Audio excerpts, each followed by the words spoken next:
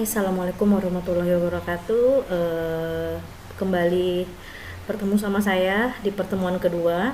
Oke, hari ini membahas tentang aspek manusia yang ada di dalam interaksi manusia dan komputer. Oke, aspek manusia dalam interaksi manusia dan komputer.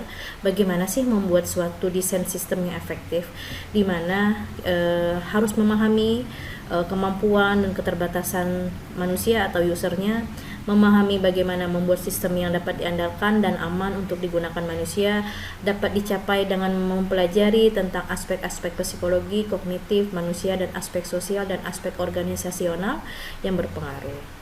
Aspek yang mempengaruhi manusia dalam interaksi manusia dan komputer, salah satunya penglihatan, di mana sistem visual manusia atau penglihatan secara normal digunakan untuk menghasilkan persepsi yang terorganisir tentang gerakan, ukuran, bentuk, jarak, posisi, relatif, dan tekstur. Faktor-faktor apa aja sih yang mempengaruhi penglihatan? Salah satunya luminas, kontras, kecerahan, sudut dan ketajaman penglihatan, medan penglihatan, dan warna. Jadi kalau kita membuat suatu sistem itu salah satunya kita harus dari segi visual, dari segi penglihatan itu harus bagus, jaraknya seperti apa, ukurannya bagaimana gitu. Posisinya, toolsnya seperti apa itu udah tahu. Oke, luminas itu apa sih? Semakin besar luminas dari sebuah objek, detail objek yang dapat dilihat mata juga akan semakin bertambah. Luminas, semakin besar luminas sebuah objek akan menyebabkan mata bertambah sensitif terhadap kedipan atau flicker. Kontras, di mana hubungan antara cahaya yang dikeluarkan oleh suatu objek dan cahaya latar belakang objek tersebut. Bernilai positif jika cahaya yang dipancarkan oleh sebuah objek lebih besar dibanding latar belakang atau objek yang sesungguhnya akan tampak. Bernilai negatif jika cahaya yang dipancarkan oleh sebuah objek lebih kecil dibanding latar belakang objek sesungguhnya akan terserap oleh latar belakang dan menjadi tampak. Oke, untuk kecerahan, dari segi kecerahan itu ketika kita membuat desain itu tones warnanya itu kita harus lihat, oh ini terangkah, oh ini agak terlalu gelap, itu jadi agak kelihatan. Oke, untuk dari segi kecerahan, tanggapan subjektif terhadap cahaya, luminas yang tinggi akan berimplikasi pada kecerahan yang tinggi. Semakin cerah titik kecerahan itu ada tingkatannya. Nah, di tingkat keberapa kita menentukan kecerahan untuk dari sebuah kita membuat rancangan interface-nya. Oke, untuk sudut dan ketajaman penglihatan didefinisikan sebagai sudut dan bentuk objek dengan mata, di mana ketajaman penglihatan adalah sudut penglihatan minimum ketika mata masih dapat melihat sebuah objek dengan jelas, ya. Oke, medan penglihatan, di mana merupakan faktor yang sangat penting dalam menentukan ukuran layar, tampilan pengontrol yang akan digunakan. Daerah 1, penglihatan binokuler, tempat di mana kedua mata mampu melihat sebuah objek dalam keadaan yang sama. Daerah 2, penglihatan monokuler yang kiri, tempat terjauh yang dapat dilihat oleh mata kiri ketika mata kiri digerakkan ke sudut paling kiri. Daerah 3, penglihatan monokuler kanan, tempat terjauh yang dapat dilihat oleh mata kanan ketika mata kanan digerakkan ke sudut paling kanan. Daerah buta, daerah yang sama sekali tidak dapat dilihat oleh kedua mata. Oke, untuk medan penglihatannya contohnya seperti ini. Untuk warna, merupakan sensasi yang diperoleh oleh mata, di mana panjang gelombang cahaya tampak berkisar antara 400 sampai 700 dari ultraviolet sampai infrared dengan luminas konstan dan jumlah cahaya putih yang ditambahkan atau saturasi dijaga tetap. Seseorang yang memiliki penglihatan normal mampu membedakan 128 warna. Mata dapat membedakan warna secara akurat ketika posisi objek membentuk sudut kurang lebih 60 derajat terhadap mata dengan posisi kepala dan mata terdiam. Di mana untuk penuaan dini dari segi warna menyebabkan penguningan lensa bertambah sehingga menyebabkan mata menjadi semakin tidak sensitif terhadap warna biru, dan transitivitas cairan mata menyebabkan pandangan menjadi kabur dan tidak terang. Untuk pendengaran, di mana media suara dimanfaatkan untuk memberi umpan balik kepada pengguna kepada pengguna meski belum banyak program aplikasi yang memanfaatkan suara pendengaran sebagai sarana interaksi. Manusia kebanyakan dapat mendeteksi suara dalam kisaran frekuensi 20 Hz dan sampai 20 kHz. Batas atas bawah kisaran frekuensi dipengaruhi oleh umur dan kesehatan seseorang. Jadi kita masih muda, untuk dari segi penglihatan, terus untuk dari segi pendengaran itu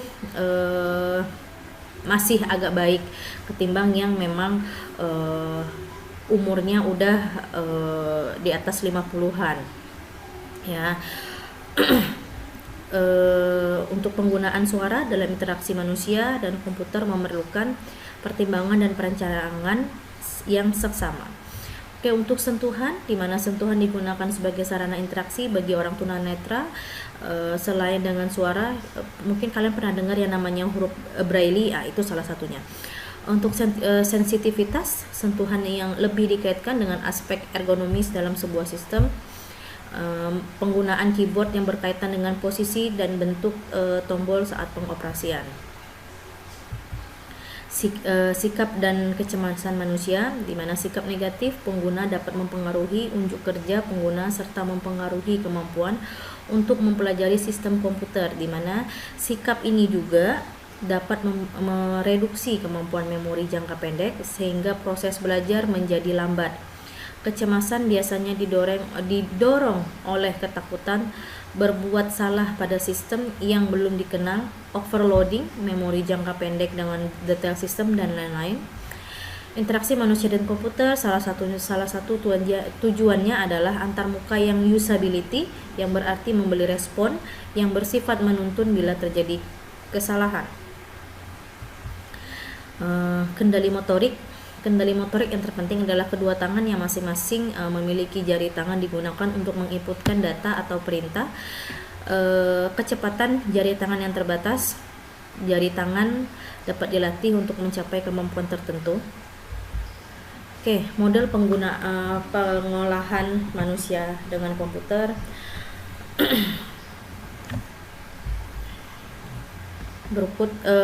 Berikut model pengolahannya untuk di manusia dan komputer, di mana manusia pengolahan otomatis, perseptual, intelektual, kontur motorik disimpan dalam sebuah satu memori. Terus responder untuk di antarmuka itu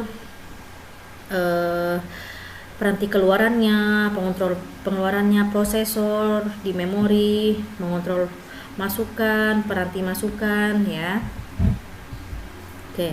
Untuk model pengolahan manusia dengan komputer, model pengolahan pada manusia, sistem pengolahan di dalam diri manusia itu begitu banyak dan kompleks dan nggak mudah untuk dipahami, dan yang artinya tidak dapat dipresentasikan secara lengkap dan akurat dengan sebuah model, di mana model sistem pengolahan manusia terdiri pengolahan perseptual, pengolahan intelektual atau kognitif, pengendalian motorik.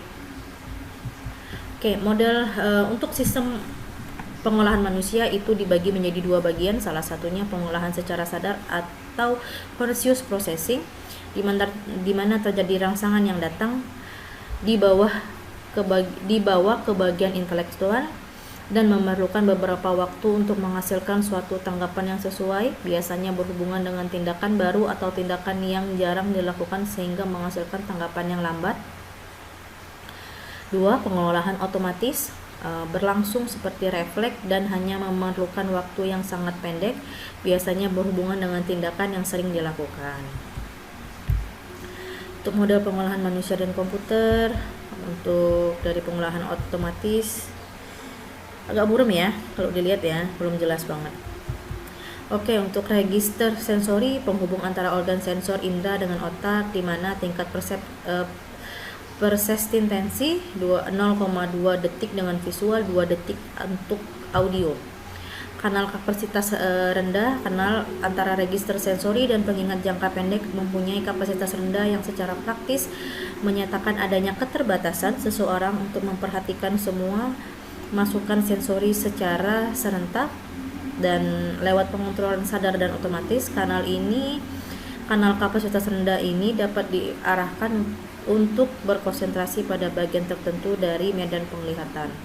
Laju data masukan secara sadar mempunyai kecepatan rendah, sementara laju masukan secara tak sadar mempunyai kecepatan laju yang lebih tinggi.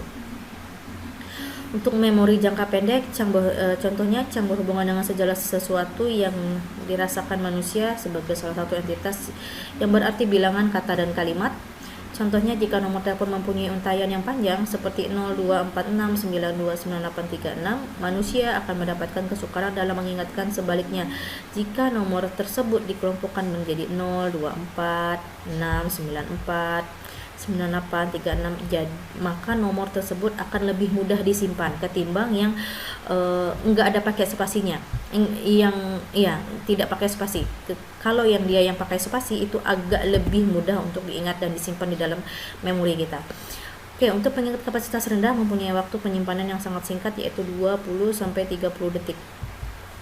Untuk memori jangka panjang secara fisik tidak ada batasan dengan memori jangka pendek dan dapat diakses oleh memori jangka pendek dengan cepat, tetapi tidak sebaliknya, di mana proses pemindahan informasi dari memori jangka pendek ke memori jangka panjang membutuhkan usaha keras dengan proses berulang. Besar kapasitas memori itu ditentukan tidak ditentukan dan tidak dapat terhapus. Kemampuan memori dapat ditinggalkan dengan membuat asosiasi tertentu terhadap informasi dengan berbagai bentuk latihan. Oke, pertemuan kedua cukup sampai di sini. Ketemu minggu depan sama saya. Assalamualaikum warahmatullahi wabarakatuh.